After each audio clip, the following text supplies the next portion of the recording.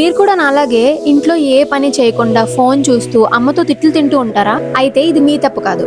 మీరు చాలా సార్లు నేను చాలా లేజీ, నాకు ఏ పని చేయబుద్ధి కావట్లేదు, ఓపిక లేదు అని అనుకుంటున్నారా? మీరు లేజీ కాదు, మీ బ్రెయిన్ ఓవర్ స్టిమ్యులేట్ అయింది.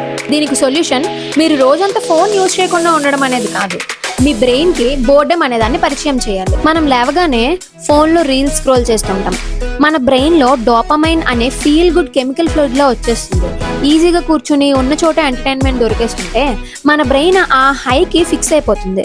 ఇక దాని తర్వాత మీరు చదవాలి అన్నా లేదా వర్క్ చేయాలి అన్నా బ్రెయిన్ కి అది చాలా బోరింగ్ గా అనిపిస్తుంది. ఎందుకంటే అక్కడ ఇంత డోపమైన్ రాదు కాబట్టి. డోపమైన్ అంటే చాలా మంది హ్యాపీనెస్ కెమికల్ అనుకుంటారు, కానీ నిజం ఏంటంటే ఇది క్రేవింగ్ కెమికల్. క్రేవింగ్ అంటే ఒక పని చేశాక మీకు సంతోషం ఇవ్వడం కంటే ఆ మళ్ళీ చేయాలనే పిచ్చి ఎక్కువ అవడాన్ని. పొద్దున్నే లేచిన గంట ఫోన్ ముట్టుకోకండి. ఒక 1 hour బోర్ కొట్టనివ్వండి. ఆ ఖాళీగా ఉండే టైంలో బ్రెయిన్ లోని క్రియేటివ్ ఐడియాస్ పుడతాయి. మీరు లేజీ కాదు, జస్ట్ మీ బ్రెయిన్ కి కొంచెం రెస్ట్ కావాలి. దీన్ని మీరు ట్రై చేసి చూడండి, డిఫరెంట్ మీరే చూస్తారు.